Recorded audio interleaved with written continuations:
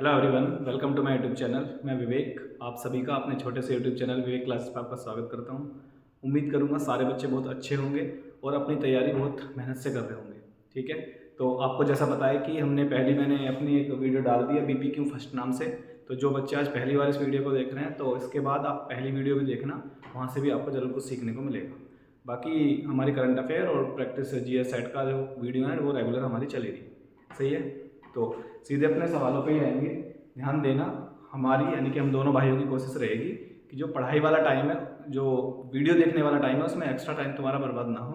अगर हमें कुछ एक्स्ट्रा इन्फॉर्मेशन देनी होगी तो हम उसके लिए अलग से वीडियो लाएंगे। यानी कि पढ़ाई वाली वीडियो में केवल बातें किसकी होंगी, पढ़ाई की होंगी, और वो भी मैं इस वीडियो में बता रहा हूँ। आगे से कोशिश करूँगा कि ये 1-2 मिनट मैंने जो लिए हैं वो भी तुम्हारी ना ली जाए। कोई भी टाइम ऐसा स्क्रीनिंग में वेस्ट ना हो कि आप ऐसे ही फालतू बातें देखते रहो। ठीक है ना, कंटेंट पे ध्यान देना है, क्वेश्चंस देखना कैसे हैं, खुद से अटेम्प्ट करना। पहले एक तरीका छोटा सा बता देता हूँ, जो भी क्वेश्चन तुम्हारे सामने खुलेगा उसको आप पहले पॉज करेंगे वीडियो को, पहले खुद से ट्राई करेंगे, खुद से बनाएंगे सवाल और आंसर अपना टिक करेंगे, और फिर बाद में देखेंगे कि उसकी अप्रोच क्या हो सकती है।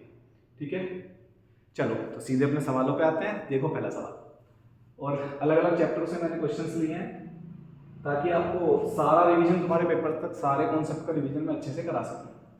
पहला सवाल, सारे बच्चे वीडियो को रोकेंगे और खुद से ट्राई करेंगे।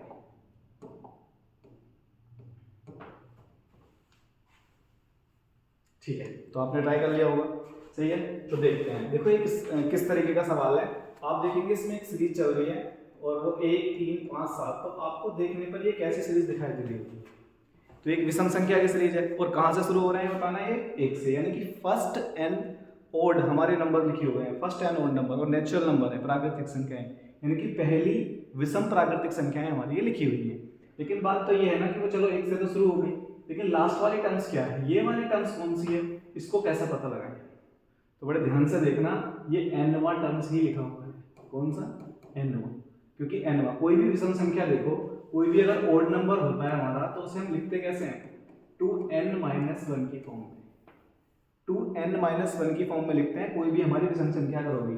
मानो अगर इसमें 7 ही लिखा हुआ है, क्या लिखा हुआ है, 7, तो ध्यान देना 7 की भी तो यही फॉर्म है, 2 × 4 करा होगा आपने, और फिर माइनस क्या, 1, यानी कि वो 2 का कोई मल्टीपल होगा और -1 होगा, या फिर 2 का कोई मल्टीपल होगा +1 होगा। लेकिन यहाँ पर 2 के हर मल्टीपल से एक कम, हर मल्टीपल से एक कम, जैसे ये 2 का दूसरा मल्टीपल एक कम, यानी कि 2 दूनी 4 में से एक कम, 2 तिये 6 में से एक कम, 2 चौक 8 में से एक कम। ऐसे ही हमारे यहाँ पर कौन सी टर्म्स लिखी हुई होगी, एनवी टर्म्स। सही है ना, तो क्वेश्चंस को थोड़ा कंफ्यूज करने के लिए लास्ट में क्या लिखा गया है, सीधा ये नहीं बोला कि आपको n पदों तक निकालना है। ध्यान देना, अगर इसमें सीधा ये बोल देता n पदों तक निकालना है तो फिर तो सवाल में कुछ बचता ही नहीं, फिर तो बड़ा आसान सवाल था। लेकिन उसने थोड़ा सा लास्ट में लिखा है ऑप्शन में, सॉरी क्वेश्चन में, कि 2n-1 लिखा हुआ है, यानी कि आप कम से कम ये तो फाइंड करें क्वेश्चन में कि टर्म्स कितनी है। तो टर्म्स हमारी कितनी होंगी, n टर्म्स होंगी, क्योंकि nवें नंबर को, nवें विषम नंबर को हम कैसे लिख सकते हैं, 2n-1। सही है, अब मुझे देख के बताओ, अगर आपने बेसिक फॉर्मूले पढ़े हैं और नहीं पढ़े हैं तो आज जाके रिवाइज कर लो सारे। आप यहाँ प्रैक्टिस क्वेश्चन करने आ रहे हो, कम से कम मुझे ये तो उम्मीद है कि आपने बेसिक क्वेश्चन के सारे बनाए होंगे। आप मुझे बताओ, first natural number, first n प्राकृतिक जो संख्या है, और वो भी कौन सी वाली, ओड वाली, उनका सम कितना होता है, तो आंसर होगा n²। उनका एवरेज कितना होता है, तो आंसर होगा n। पहली n प्राकृतिक संख्याओं का योग कितना होता है, n², और हमारे पास है भी कितनी, n है, तो हमारा आंसर क्या हो जाएगा, ऑप्शन सी, स्मॉल n बना लेना इसे। ठीक है, option C, first n natural number, पहली n प्राकृतिक संख्या है, और वो भी कौन सी, विषम वाली, तो उनका योग कितना होता है बताना, n², और एवरेज कितना होता है, n। फटाफट से मुझे एक और बता दो, अगर फर्स्ट n नेचुरल नंबर है हमारे और वो सम है, विषम नहीं है, क्या है बताना, सम, तब उनका सम कितना होगा, तब उनका योग कितना होगा, उसका फॉर्मूला क्या है, तो उसको लिखवा देता हूं मैं, n कितना, 1। और अगर उसका एवरेज पूछेगा तो क्या होगा, उसमें n हटा देना, केवल n+1। सही है, तो अभी मैंने केवल ये 2 फॉर्मूले लिखे हैं। प्रथम, n सम संख्याएं ये प्राकृतिक, जिनका योग कितना है बताना, n+1, और एवरेज कितना, n+1। अभी और भी इसमें फॉर्मूले बाकी हैं, तो उन सबको एक बार जाके रिवाइज करो अच्छे से। फर्स्ट n नेचुरल नंबरों का सम कितना होता है, पहली n प्राकृतिक संख्याओं का योग, पहली n प्राकृतिक संख्याओं का एवरेज कितना होता है। सही है, पहली n प्राकृतिक संख्याओं के वर्गों का योग क्या होता है, पहली n प्राकृतिक संख्याओं के वर्गों का औसत क्या होता है। सही है। और मैंने अभी वर्गों का बोला है। फिर हमारे पास क्वेश्चन बनता है पहली n प्राकृतिक संख्याओं के घनों का योग क्या होता है। पहली n प्राकृतिक संख्याओं के घनों का औसत क्या होता है। अच्छा सारी बातें छोड़ो, बाकी आप खुद से याद कर लेना। बस एक बार कमेंट्स में ये बता देना मुझे कि पहली n प्राकृतिक संख्याओं के घनों के योग का फॉर्मूला क्या होता है। ये कमेंट में पिन करके बताना भाई कि क्या आंसर होगा इसका। पहली n प्राकृतिक संख्याओं के घनों का योग का फॉर्मूला, ठीक। और ये 7-8 ऐसे फॉर्मूले होते हैं। अभी तो मैं सारे फॉर्मूले नहीं लिखवाने वाला हूँ यहाँ पे, आपको मैंने काम दे दिया है कि आप उनको जाके एक बार रिवाइज करना। आई होप आपको ये बात समझ में आ गई। जिसको नहीं आई है वो क्वेश्चन को एक बार दोबारा देखो, जो जो मैंने बातें बोली हैं आपको समझ में आ जाएंगी। चलो दूसरा क्वेश्चन ट्राई करो, वीडियो पॉज करो और खुद से ट्राई करो और आंसर लेके आओ क्या है, ठीक है। आई होप आपने वीडियो को रोक के इसे अच्छे से अटेम्प्ट किया होगा और कई बच्चे जो अच्छे से मेहनत कर रहे हैं, पढ़ रहे हैं, उनके आंसर आ भी गए होंगे, ठीक है। स्क्रीन पर ध्यान देना, जब मैं पढ़ाता रहूँ हाथ पे हाथ रख के मत बैठ जाना। एक पेन कॉपी तुम्हारे हाथ में होनी चाहिए। आप यहाँ पर मुझे देखने नहीं आए मैं क्या कर रहा हूँ, ठीक। मैं तो बहुत दिनों से पढ़ा रहा हूँ, तो क्या पढ़ा रहा हूँ, कैसे पढ़ा रहा हूँ, उस पर ध्यान मत देना। बस क्वेश्चंस कैसे ला रहा हूँ, तरीके क्या होंगे, आपके लिए कैसे बेनिफिट देंगे, वो उस पर तुम्हें ध्यान देना है। ध्यान देना है। क्वेश्चन कहाँ से बताना, हमारा पार्टनरशिप से दोबारा कह रहा है एबीसी एक व्यवसाय उद्यम है, यानी कि किसी व्यवसाय में वो शामिल होते हैं। ए ने अपनी राशि लगाई है कितने महीने के लिए, 6000, 6 महीने के लिए। और कितनी राशि लगाई है, 8450 रुपए का निवेश किया है। बी ने जो राशि लगाई है वो कितने महीने के लिए लगाई है, 5 महीने के लिए, और उसने लगाए हैं 10,920 रुपए। और सी ने 3 महीने के लिए लगाए हैं कितने, 13,000 रुपए। और कह रहा है ए सक्रिय साझेदार है, यानी कि एक्टिव पार्टनर है, इसलिए वो टोटल प्रॉफिट का कितना लेके जाएगा, 5% एक्स्ट्रा। हम भी खुद जब कोई अगर बिजनेस करेंगे और जो व्यक्ति को ज़्यादा काम करेगा तो ऑल ओवर प्रॉफिट में से चांस है कि वह उसको ज़्यादा मिल सकता है। यानी कि जितने रेशियो में वो निवेश करेगा उसके अलावा एक्स्ट्रा भी उसे कुछ बेनिफिट हो सकता है। तो वही बेनिफिट ए का बता रखा है कि उसे लाभ के रूप में कुछ एक्स्ट्रा मिल जाता है, किसमें से, लाभ में से। और कुल लाभ कितना था बताना, 10,360 रुपये। यानी कि जो 10,360 रुपये होंगे 5% तो उसमें ए लेके जाएगा ही जाएगा। लेकिन हमसे ए का हिस्सा नहीं पूछा, उसने किसका पूछा है बताना, बी का। बी का पूछा है तो कहानी थोड़ी सी और आसान हो गई, वरना हमें इस लाभ का 5% और जोड़ना पड़ता किसके हिस्से में, ए के हिस्से में। पिछली वाली वीडियो में मैंने आपको बताया था कि भाई प्रॉफिट कैसे निकालते हैं, तो वो बात यहाँ रिपीट में नहीं करूँगा। बस यहाँ देख लो उसने कितनी कितनी राशि लगाई है। 8,450 रुपये लगाए हैं 6 महीने के लिए ए ने, 10,920 रुपये लगाए हैं बी ने 5 महीने के लिए, और सी ने 13,000 रुपये लगाए हैं 3 महीने के लिए। तो यहाँ पर जो प्रॉफिट का रेशियो आ गया है, अगर आपने राशि के टाइम में गुणा कर दिया, फटाफट से रेशियो निकाल लो भाई, कितनी कितनी बार ये नंबर कटेगी। तो 0 उड़ा दो पहले सबने से, 0 को हटाओ, और 13 से भी क्या नंबर ये कट रहे हैं, क्योंकि 13 से कटेगा या फिर मल्टीपल लेना पड़ेगा। 3 से देखो, 9 2 11 और 1 12, 3 से कट रहा है, 5 4 9, ये 3 से यहाँ तो कट ही रहा है, तो 3 से काट लो एक बार, 3 से ये वाला नंबर काटो, 3 3 9, 3 6 18, और 3 4 कितना 12, और 3 से काटो कितनी बार, 2 बार। वैसे तो 2 से भी ये नंबर कटे जाएंगे अभी, लेकिन इसमें बड़ा मल्टीपल 13 दिख रहा है, तो ट्राई कर लो क्या 13 से कटेगा। तो 13 दूनी 26, 10, और 13 8 104, 13 से कट जाएगा। इसे देख लो एक बार, 13 6 78, 4 और 2 6, 13 5 65, बहुत बढ़िया। ये नंबर 13 से कट जाएगा कितनी बार, 100 बार। ये 13 से कट जाएगा, 13 दूनी 26, 10, और आगे बचेगा 4, 13 7 91, और 13 8 कितना 104, और 5 भी है साथ में भी, और इसे काटो 13 से, तो 13 5 65, 13 6 78, 13 6 78, और 13 5 कितना 65। सही है भाई, 13 6 78, 4 और 2 6 बचेगा, 13 5 कितना 65। और भी कटेंगे वैसे तो नंबर, 5 से काट लो, 5 से 20 बार, और ये 5 से 1 बार, और 5 से कितनी बार 13 बार। यहाँ 13 2 बचा है, 28 20, और भी कट रहे हैं नंबर भाई। 13 हो गया ना, ठीक है। 2 से काटो इसे 14 बार, और 2 से कितनी बार 10 बार। बहुत ज़्यादा काट पीट करनी है तुम्हें। 13 14 और कितना आ गया 10। ए को मिलेगा 13, बी को मिलेगा 10, और सी को कितना मिलेगा, बी को मिलेगा 14, और सी को कितना मिलेगा 10 मिलेगा। लेकिन कितने में से मिलेगा वो आपको देखना है। रेशियो 13 से वो तो काट भी लिया है हमने, क्योंकि बड़ा नंबर हमें यहाँ 13 दिखाई दे रहा है। अब फाइनली मुझे बताओ कितने में से बांटना है, 10,360 में से देना है। क्या यहाँ दिखाई दे रही है स्क्रीन, 10,360 है, और उसका भी पूरा हिस्सा नहीं देना भाई, 5% देना है, बस 5%। 5% हटा के देना है, सॉरी लाभ में से 5% पहले ए का दे देंगे, बचेगा कितना 95%। तो इसका 95% यानी कि 19/20 हिस्सा हमें देना है। और किसको देना है, किस अनुपात में बांटना है, 13 में, 14 में और 10 में। तो जोड़ लो, 10 दिया 30, 4 3 7, 37 बन रहा है टोटल। यानी कि ये टोटल मान होगा कितने का, 37 का। और तुम्हें किसका हिस्सा निकालना है, बी का। और बी की वैल्यू कितनी है, 14। ये वाली लाइन एक बार और रिपीट कर रहा हूँ, 10,360 में से 5% लेके चला जाएगा ए स्पेशल, यानी कि 95% इनमें बटेगा। 95% को लिख रहा हूँ 19/20। ये वाला हिस्सा इन तीनों में बटने वाला है। किस रेशियो में बटने वाला है, 13 में, 14 में और 10 में। टोटल जोड़ा मैंने, ये कितने का मान है, 37 का। तुम्हें कितने का निकालना है, 14। ठीक है। अब देखो, अगर हमारे पास पूरे पूरे ऑप्शन आए हुए हैं, पूरे पूरे ऑप्शन आए हुए हैं, और यहाँ पर किसी ने उसने निकटतम नहीं बोला है, तो पूरे चांस है कि ये नंबर 37 से कटने वाला है ऊपर वाला। लेकिन फिर भी छोटे छोटे नंबरों से काट लो, 0 से 0 काट लो, 2 से छोटा कर लो नंबर थोड़ा से। इसे भी काट सकता हूँ मैं 14 को, लेकिन मैं इसे छोटा नंबर कर रहा हूँ ताकि 37 का कुछ मल्टीपल दिख जाए आसानी से। तो 2 से इसे काटो 5 बार, और 2 से कटेगा ये 18 बार, यानी कि 518। 37 से देखो एक बार कटेगा 37 से करना 37, और फिर 14 बचेगा यानी कि 148। 37 का चौथा मल्टीपल होता है 148, यानी कि 37 से नंबर सीधा सीधा 14 बार कट जाएगा। अब हमारे पास जो आंसर आने वाला है, यूनिट डिजिट से आप निकाल सकते हो आराम से, क्योंकि सारी यूनिट डिजिट अलग अलग है। क्योंकि ये गुणा जो करनी है ना तुम्हें, 14 की करनी है किसमें, 19 में, और फिर किसमें करनी है, 14। तो 9 चौक 36, 36 में 6 आ रहा है, 6 चौक 24, लास्ट में 4 आ रहा है। अगर आपने पहली कैलकुलेशन बड़ी कॉन्फिडेंटली की है तो आप इसे टिक करके आगे जा सकते हैं। अगर आपको ज़्यादा टाइम लगाना है तो गुणा कर लेना, आंसर आपको 37 24 ही मिलेगा।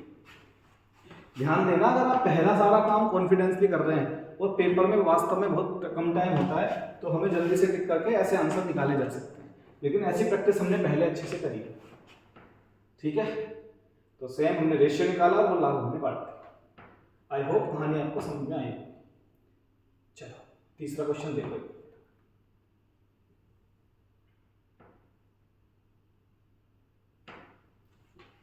करो ट्राई। ठीक है, आपने ट्राई कर लिया होगा।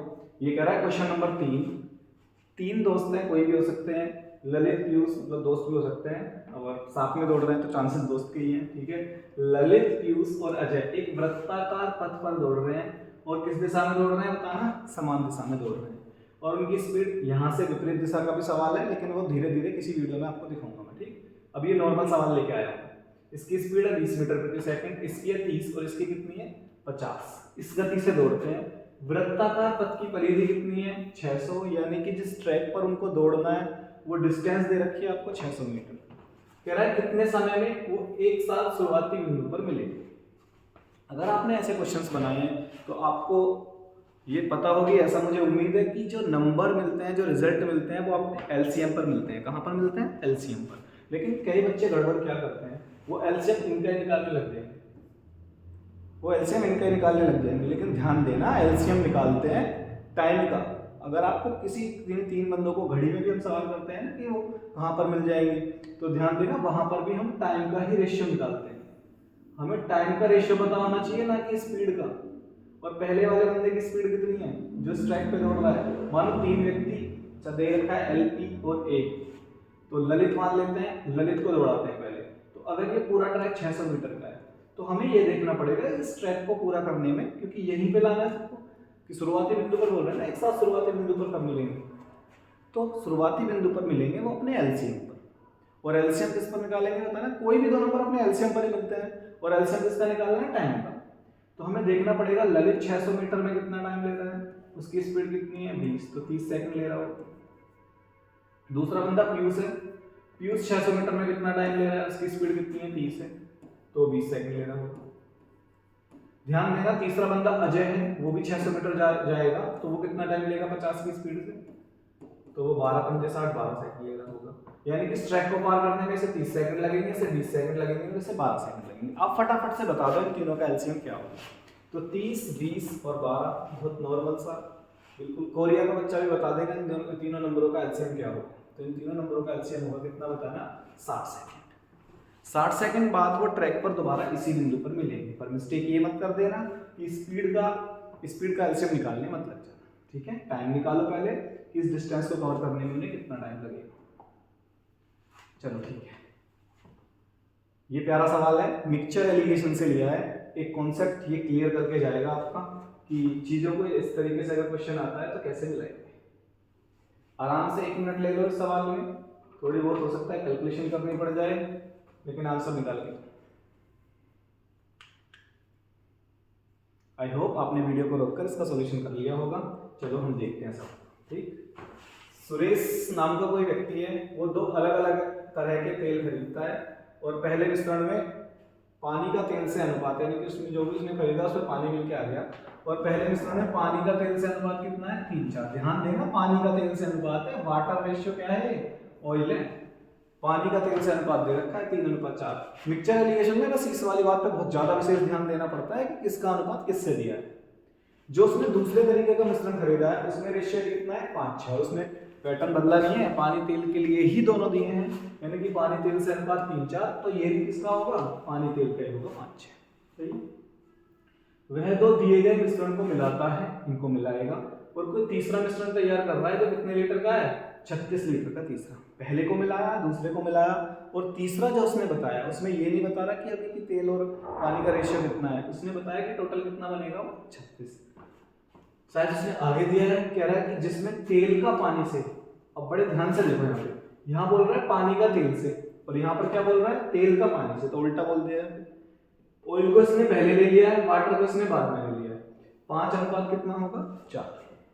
कह रहा है तीसरे प्रकार के मिश्रण जो 36 लीटर इन्होंने बनाया, जो तीसरे प्रकार का जो 36 लीटर इन्होंने बनाया, उसमें पहले वाले मिश्रण से जिसकी अनुपात क्या था, ये फालतू की लैंग्वेज क्वेश्चन में बढ़ा रखी है और कुछ नहीं है भाई। तीसरा मिश्रण बता तो दिया था, ऊपर की 36 लीटर बनाया, लेकिन कह रहा है जो तीसरा उसने 36 लीटर बनाया और उसमें भी जो पहले वाला लिया था जिसका रेशियो कितना है 3:4, उसकी मात्रा बतानी है। ये बात तो वो सीधा सीधा भी बोल सकता था कि जो तीसरा मिश्रण बनाया उसमें पहले की मात्रा, और उसको भी क्या बोलने की जरूरत है कि भाई ये लैंग्वेज बढ़ाते हैं ताकि बड़ा सा सवाल देख के थोड़ा डर सा लगे। सही है, लेकिन मुझे बताओ हमारे पास अगर 2 तरह के मिश्रण होते हैं, पहला दूसरा, और इनको अगर मिलाकर हम क्या बनाते हैं, तीसरा।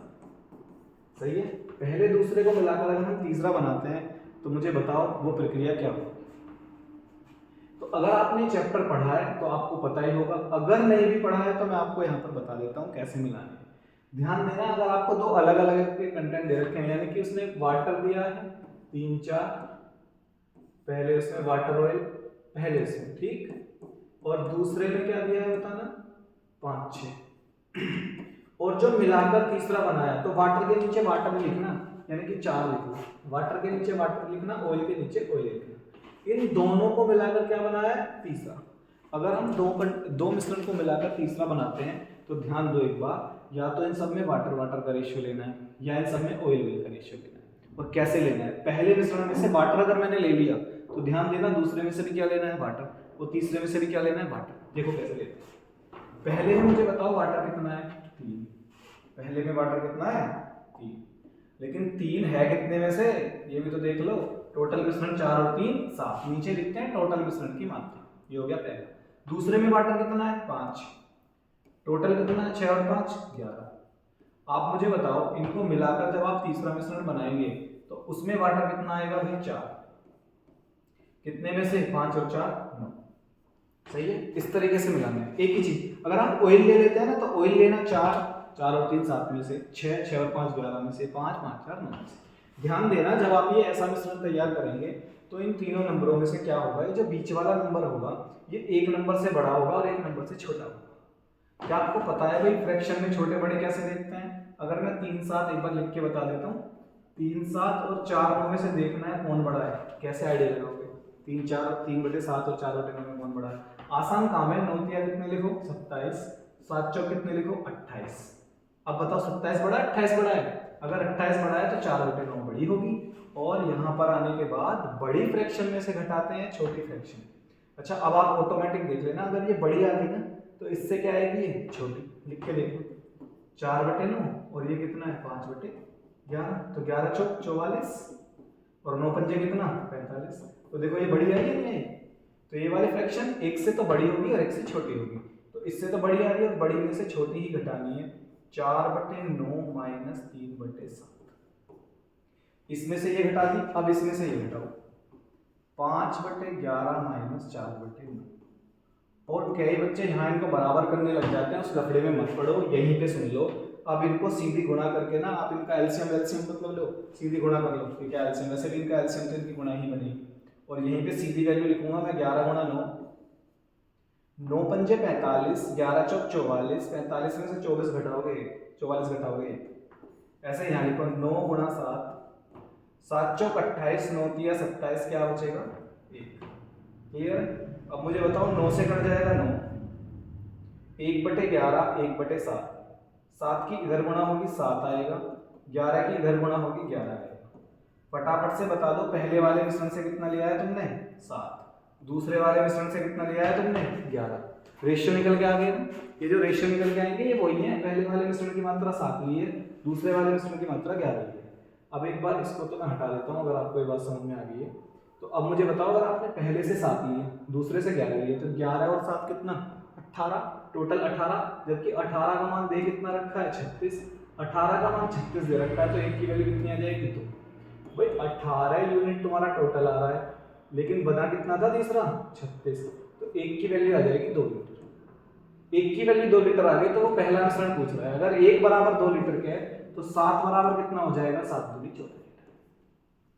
अगर आपसे पूछता दूसरे से कितना लिया है तो 11 दूनी कितना हो जाता 22, तो पहले से लिया है 7 दूनी 14, दूसरे से लेंगे 11 दूनी 22, तीसरा मिश्रण कितना बन जाएगा 26। ठीक है। तो एक्सप्लेनेशन जिस बच्चे को कहीं भी डाउट है ना तो मैं देखो ऐसे ही बता के चल रहा हूँ, अब मैं रिपीट नहीं करूंगा, बार बार टाइम जाएगा उसमें।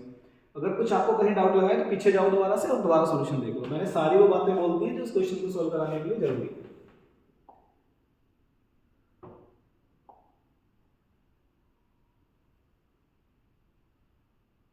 ठीक है, ये क्वेश्चन देखो।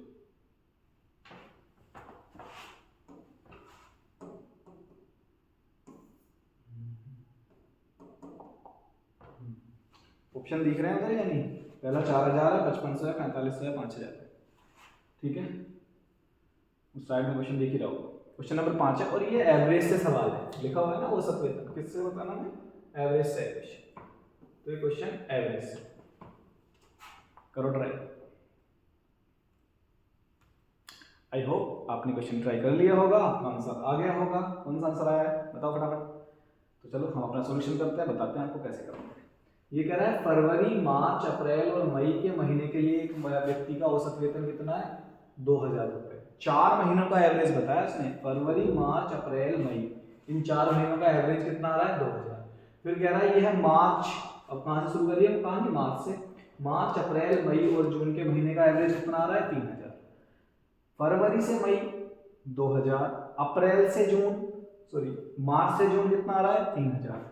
फिर कह रहा है यदि जून के महीने में उसका वेतन कितना है 8000, तो फरवरी के महीने में उसका वेतन बताना है। फटाफट से लिख लो महीने कौन कौन से दे रखे हैं, फरवरी मार्च अप्रैल और मई। कितने महीने हो गए 4। अगर 4 महीने का एवरेज 2000 है तो 4 महीने का योग कितना होगा 2000 गुणा 4 होगा। क्लियर।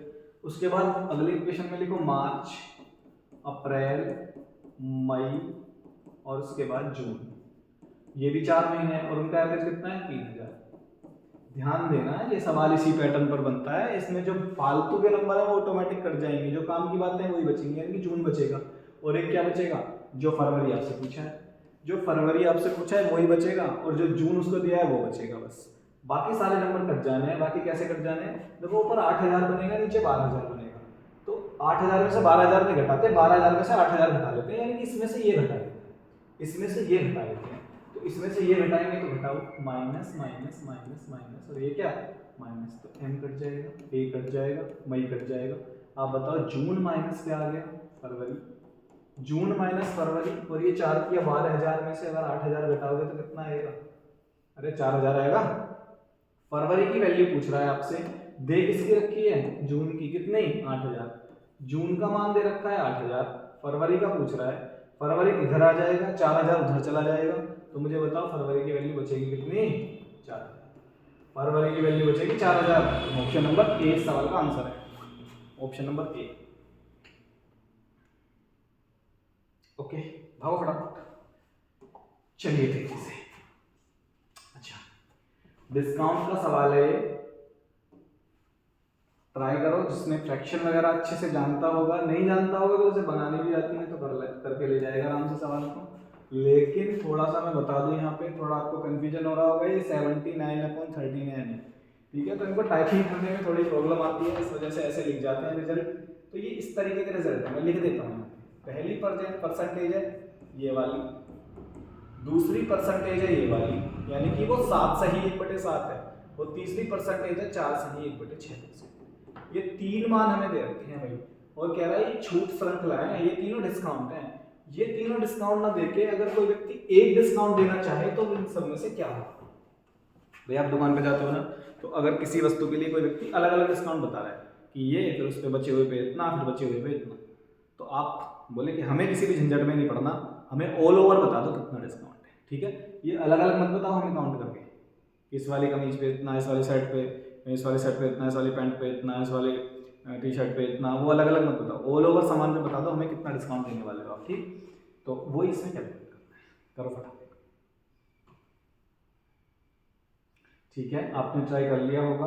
ध्यान देना, हमारे पास डिस्काउंट परसेंटेज का एक फॉर्मूला भी होता है एक्स वाई से वैसे तो, कि भाई x + y - xy/100 कर दो।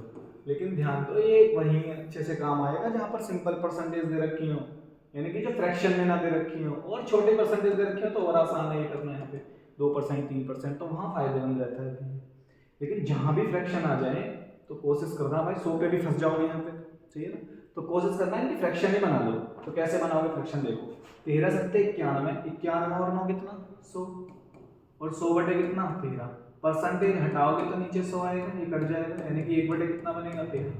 ऐसे 7 × 7 = 49 और 1 50। कई बच्चों को याद भी होंगी, नहीं भी आता मैं लिख देता हूँ फिर भी, परसेंटेज हटाओ नीचे 100 2 बार कटेगा, यानी कि 1 बटे कितना बनेगा 14, 6 × 24 और 1 25, 25 बटे कितना 6, परसेंटेज हटाओ नीचे 100 लिखो, 25 × 4 = 100, 6 × 4 कितना 24,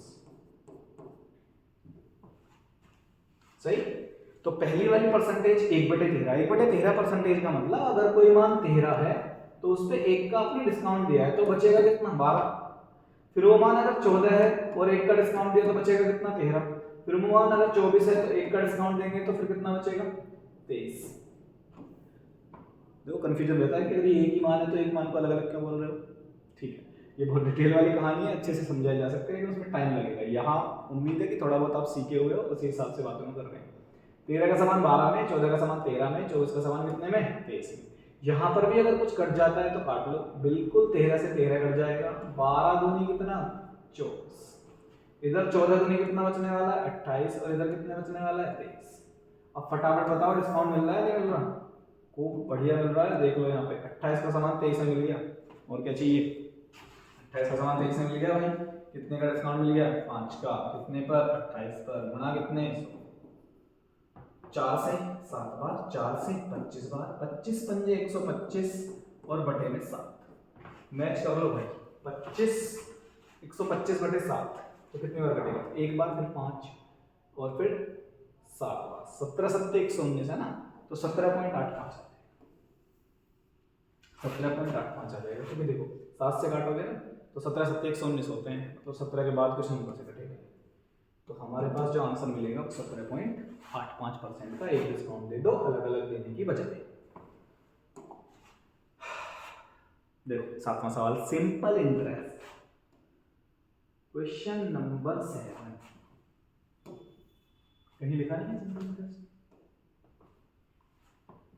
सिंपल इंटरेस्ट इसलिए बोल रहा हूँ मैं, देखो वैसे तो आ जाते हैं सीआई पे भी, लेकिन यहाँ सामने जो दे रखा है ऑप्शन देखो 32 38 25 30 साल, तो चांस है कि सिंपल इंटरेस्ट पे सवाल है।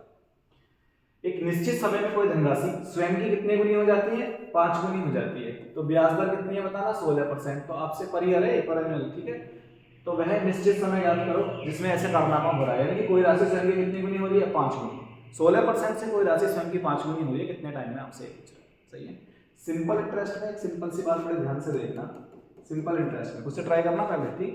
सिंपल इंटरेस्ट में एक बात बड़े ध्यान से देखना, अगर कोई राशि 3 गुनी हो रही है, 3 गुनी हो रही है तो मतलब 1 से 3 गुनी हो रही है, तो उसे ब्याज कितना मिल रहा है 2, सिंपल, क्योंकि हर बार ब्याज किस पर मिलता है मूलधन पर, एक पर ही लगेगा ब्याज, आज के साल भी एक पर ही लगेगा, आज से 10 साल बाद भी किस पर लगेगा एक पर ही लगेगा। सिंपल इंटरेस्ट में मूलधन नहीं बदलता, सही है, और कंपाउंड इंटरेस्ट में हर साल मूलधन बदलता रहता है, ठीक। तो अगर कोई राशि यहाँ पे 3 गुना करा है तो 2 ब्याज मिला होगा। अगर कोई कह रहा है ना राशि 10 गुनी हो गई तो कितना ब्याज मिला होगा? 9 ब्याज मिला होगा। कोई राशि कह रहा है 20 गुनी हो गई तो 20 गुनी मतलब 1 से 20 हुई होगी तो 19 ब्याज मिला होगा। तो ऐसे ही मुझे बताओ भाई, यहाँ पर राशि कितने गुनी हो रही है? 5 गुनी हो रही है, यानी कि 1 से अगर कोई राशि कितनी हो रही है? 1 से अगर कोई राशि 5 हो रही है तो उस पर ब्याज कितना मिल रहा होगा? 4। ब्याज कितना मिल रहा होगा? 4 मिल रहा होगा। यहाँ के बाद ना तुम अगर सिंपल फॉर्मूला भी यूज करोगे एसआई का, होता क्या है बताओ? मूलधन, और मूलधन कितना है? 1, दर कितनी है? 16, टाइम निकालना है, बटे में कितना? 100, और ब्याज कितना मिल रहा है? 4। मूलधन गुणा दर गुणा समय बटे 100, 4 से काटो कितनी बार? 4 बार, और 4 से रिजल्ट कटेगा 25 बार, यानी कि टी की वैल्यू आ जाएगी 25। 25 साल में ऐसा कारनामा हो जाएगा। ऑप्शन नंबर सी आपका आंसर है। ऑप्शन नंबर सी आपका आंसर है, टी बराबर 25 साल।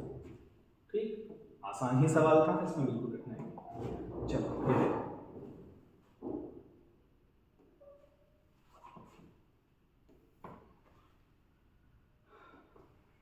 करो बस ट्राई।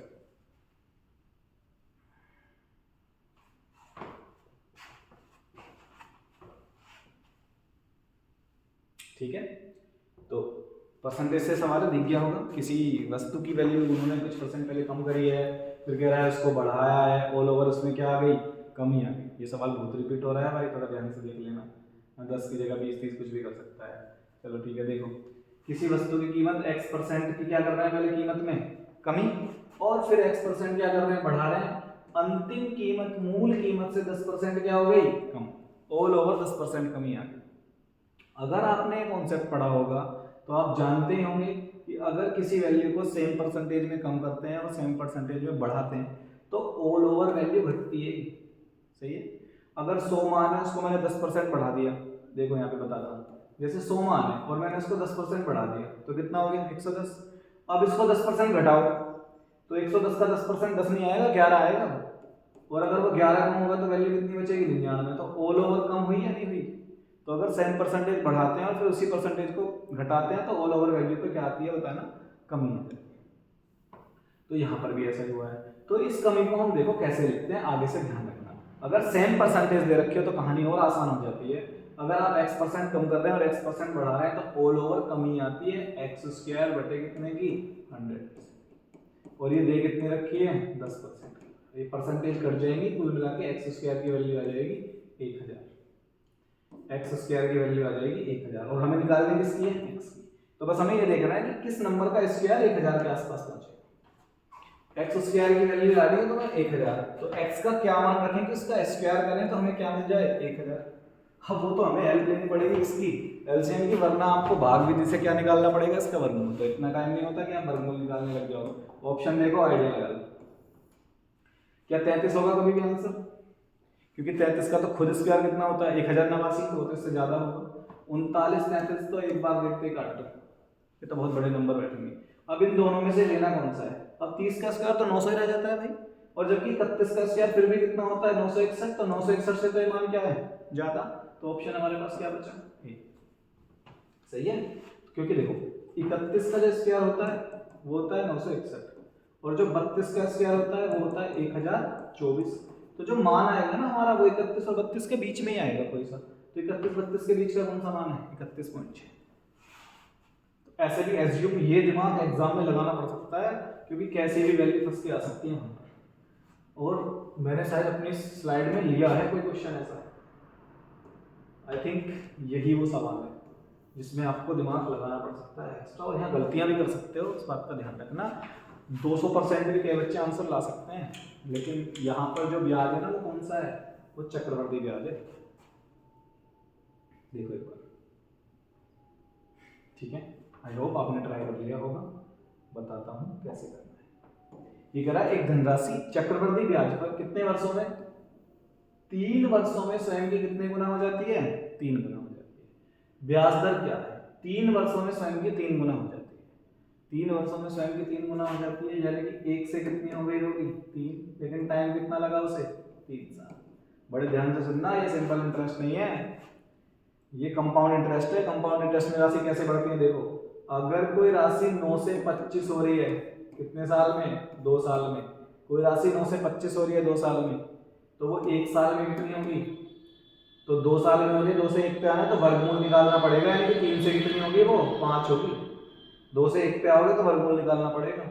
और अगर मानो यहाँ में कोई ऐसे मान रख देता कि कोई राशि 27 से कितनी होती है 64 हो जाती है 3 साल में, अगर आप 2 से 1 पर आओगे तो वर्गमूल निकालना पड़ेगा, अगर आप 3 से 1 पर आओगे तो घनमूल निकालना पड़ेगा।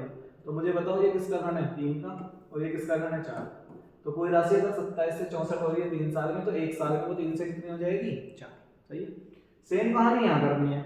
और क्योंकि हमें ब्याज की अगर दर निकालनी है ना, तो हमें ये देखना पड़ेगा कि पहले साल में हमें क्या ब्याज मिला, क्योंकि पहले साल में सिंपल इंटरेस्ट और कंपाउंड इंटरेस्ट क्या रहते हैं? सेम, यानी कि उनके लिए जो मूलधन यूज होगा वो सेम रहेगा। तो फटाफट से बताओ मुझे राशि 1 साल में कितनी होगी?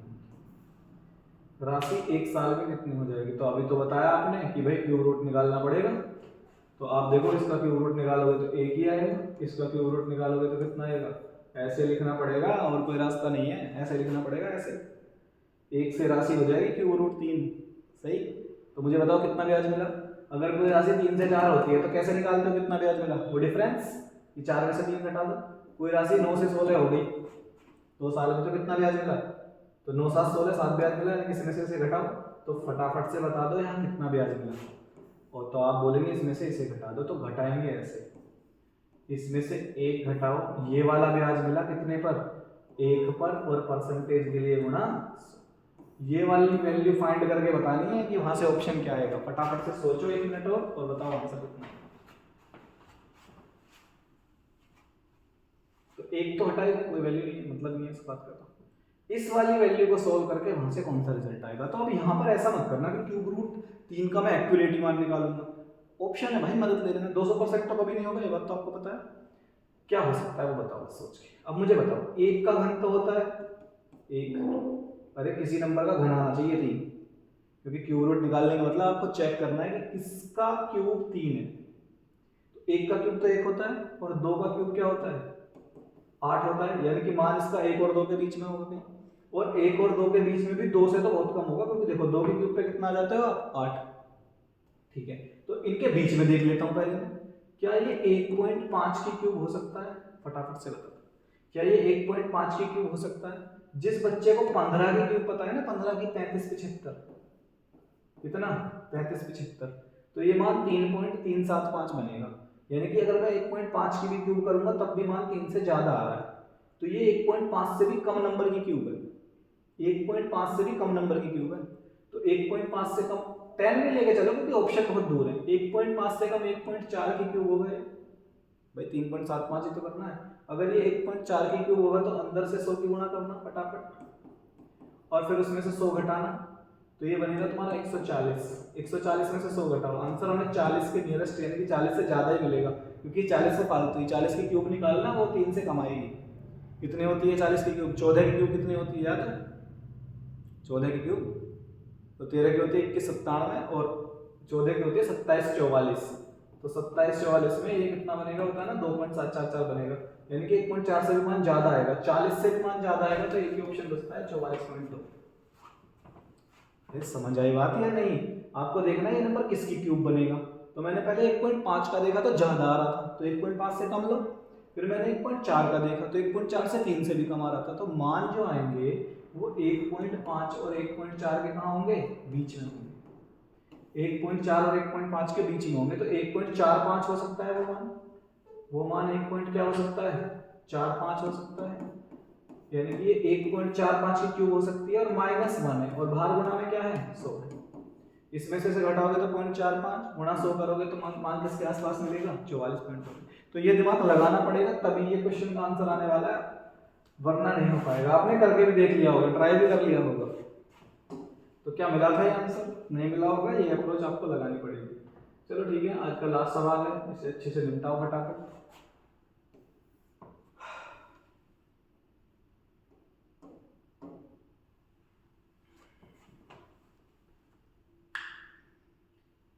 क्वेश्चन और है, ये परसेंटेज से, ये परसेंटेज के ठीक ठाक सवाल है जो बनते हैं, उनको लेके आया हूँ मैं। तो एक बार देख लो इसमें क्या करेंगे। आई होप आपने ट्राई कर लिया होगा। करते हैं अब साथ में मिलकर, चेक करना कि आंसर वही आया जो मैं बताने वाला। कह रहा है एक फल विक्रेता है, उसके पास कुल संतरों का 60% संतरे वो बेच देता है। चलो जी बहुत बढ़िया बात है, 60% बेच दिए। और जो शेष थे, शेष का 15% वो फेंक देता है।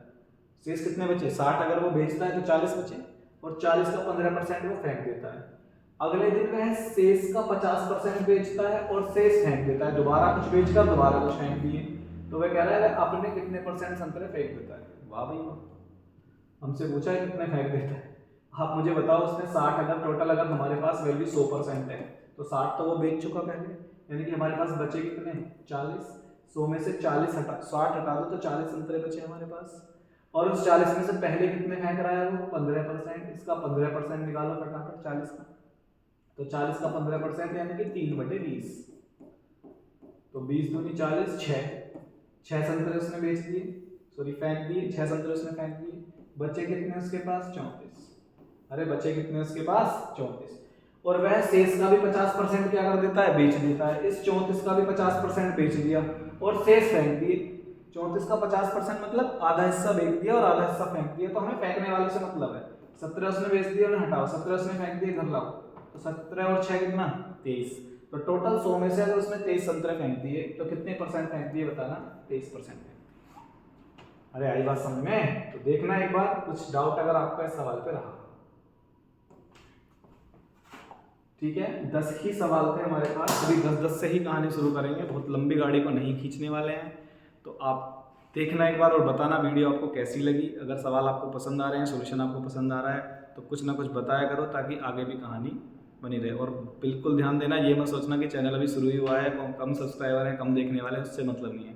कंटेंट हमारे पास बहुत है, सवाल हमारे पास बहुत है, एक्सपीरियंस हमारे पास बहुत है, बस यहाँ पर ऐसे पढ़ाना ही लेट शुरू करा है। ठीक है, बहुत दिनों से पढ़ा रहे हैं और बहुत अनुभव है पढ़ाने का।